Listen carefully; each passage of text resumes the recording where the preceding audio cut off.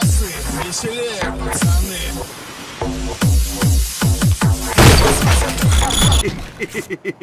Этот стал людям нежно, все в ритме колбасы. 150 ударов тут, пацаны, спортивка жгут. Школа танцев учит вас правильно писать.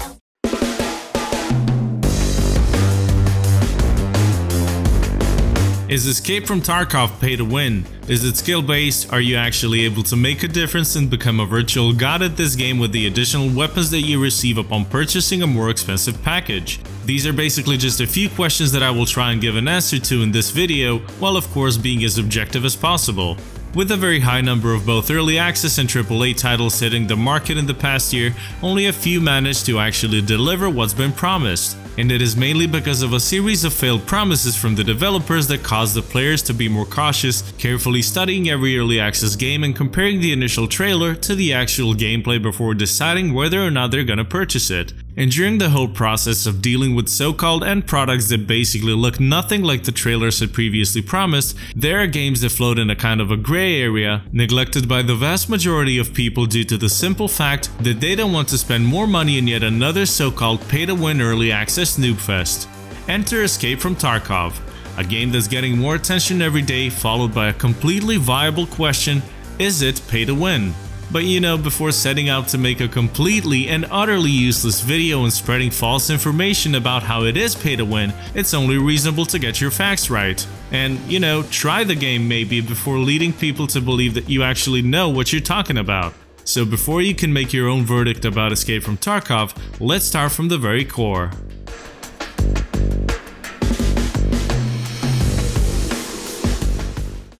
So you've watched your fair share of EFT streamers, you got all hyped up and you've decided to give it a go. This is the page you need. There are 4 different packages to choose from, and by clicking on the bonus equipment you'll see a list of all the extra loot you will start with, again depending on the package. But the more expensive the package is, the more extra loot you will get. Oh, pay to win, it's sniper rifle. So if you, as a potential player who has never tried the game before, do get too excited and decide to go for the Edge of Darkness edition right off the bat, solely because of a few higher tier weapons are granted, do yourself a favor and don't do it. Here's a fun fact. You lose every bit of your gear your character has upon dying. One minute you have a sniper rifle in your stash, the next one you have a Makarov. This is pretty much a good reason to say that so far, it doesn't look like a pay-to-win game. Because from my experience, a pay-to-win game grants you godly in-game items that make up for what you lack in skill. Needless to say that you can use those items as long as you play the game. Escape from Tarkov, however, only rewards if you survive. And before I talk more about what the game is about and how the combat differs from literally every first-person shooter out there, I'm just gonna say that even a pistol can make a difference. I bought the standard edition first and over time decided that I wanted to support the devs and really just have more inventory space, which until the previous patch did make a huge difference. And even with this being said, it still wasn't a pay-to-win game, but rather a pay for convenience, or bigger stash size if you will. This is now completely annulled as you are able to have way more stash size just by playing the game. By being able to buy inventory cases for in-game money, you've practically solved the issue of not having enough stash space. You have the weapon case which holds up to 5 rifles and only takes up space as a single rifle. Then there is the gear case which can hold up to 4 heavy armors and taking up room for only 1.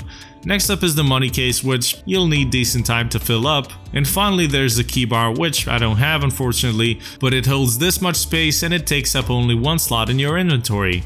And before you ask about the Big Gamma secured container, you can get a 2x4 Epsilon case upon finishing a certain quest.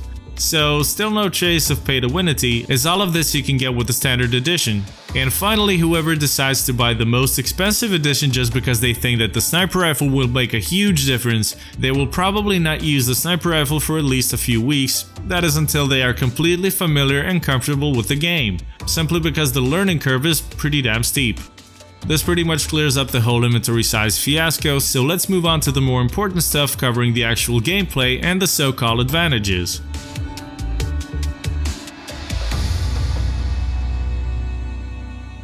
Now let's take a closer look at the starting gear you receive with each package. Lest this video turns into a reading session of all the items on the list, I'm basically gonna break it down like this. With each package you receive a decent amount of money, a bunch of pistols, some food, water, AKs, and what potentially raises some eyebrows is the infamous SV98 sniper rifle and the heavy armor. both of which you get after purchasing the Edge of Darkness edition. So it appears that if you get this package, you're practically unstoppable. Not quite. As I've said before, you will probably keep this rifle locked up in your stash until you are completely certain that you can handle it. And by the time you get familiar enough with the game, you will have at least 2 more sniper rifles in your stash and probably a bunch of heavy armors that you of course obtained just by playing the game. And I'm not talking weeks, I'm talking hours or days, depending on how much time you spend playing the game. If you, however, just bought the game and you let your self-confidence get the better of you, you'll pretty much lose it instantly.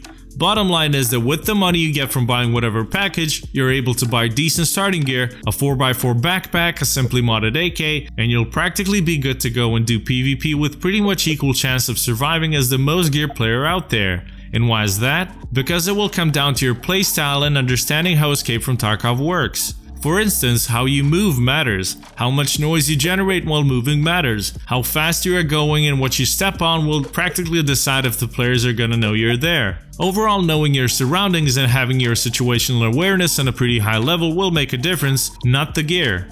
And I know all of this is maybe overwhelming, but your gear doesn't win rounds. It can definitely save you sometimes and make a difference by helping you take some more shots in CQB, but none of it comes from actually buying the game and receiving the so-called pay-to-win gear. I've killed a bunch of gear players with only a pistol, I've gotten killed by guys with pistols when I had full gear, I even got killed by a hatchet when I wasn't wearing a helmet. So pretty much just by playing the game for about 30 minutes will give you an overall idea of how it's supposed to be played. It's gonna be tough though, but whoever was waiting for a long time to play a more than decent hardcore survival shooter, here's your chance. In fact, open beta kicks in a few weeks, so you'll be able to play for free and get the idea of what Escape from Tarkov is and what it is not.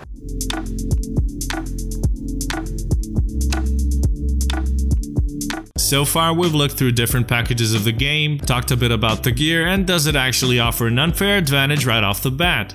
For pretty much everyone with even a pinch of doubt, just put whatever you can carry as soon as you buy the game and assume that the very bonus gear is somehow supposed to win games for you. And from my experience, nobody would ever do that. Your playstyle will of course be shaped by the game you played the most prior to Escape from Tarkov. So it could be Arma, DayZ, Rainbow Six Siege, Counter-Strike, but the point is you will think that you'll be able to do every single thing the same. Now if you remember, I said that the learning curve of Tarkov is pretty hard. Enjoying the game is one thing, therefore using good guns and armor that you've acquired by simply playing the game can in no way be tagged as a pay to win, as you will lose every single piece of the bonus gear you get upon buying the game. It doesn't stay in your inventory when you die, you don't get an infinite supply of weapons, you don't get a crazy amount of heavy armor, and your skills sure as hell don't increase just by having the most expensive package. The game is pricey, I'll give you that, but at this point in time, not to mention when the future updates come, the standard edition is all you need. All other editions serve more as a development support, but the standard one is totally enough, and in no way I felt like I was getting destroyed solely because everyone else had superior gear. I was getting wrecked because I had no idea how the mechanics work. Last but not least, if you're concerned about the whole grinding fiasco, that is completely up to you. There's a bunch of players who choose to play very cautiously, taking their time, stalking other players, all the while having the smallest stash with minimal gear. Others feel like having their stash full to the max and concentrate on a more aggressive playstyle. But is the latter the key for successful runs in the game of Escape from Tarkov? Situational awareness is what you should work on, and of course your positioning. But more on that in a beginner's guide that I will follow up with soon.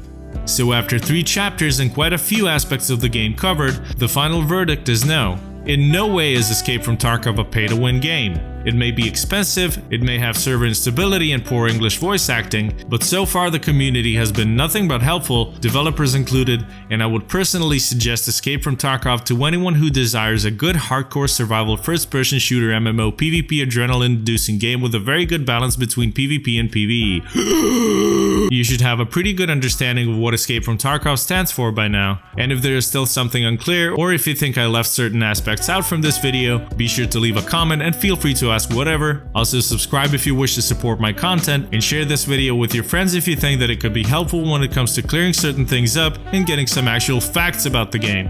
As always, thank you for watching, and И хуй мой танцевал чечетку, вбивая янь в ноги инь, остынь.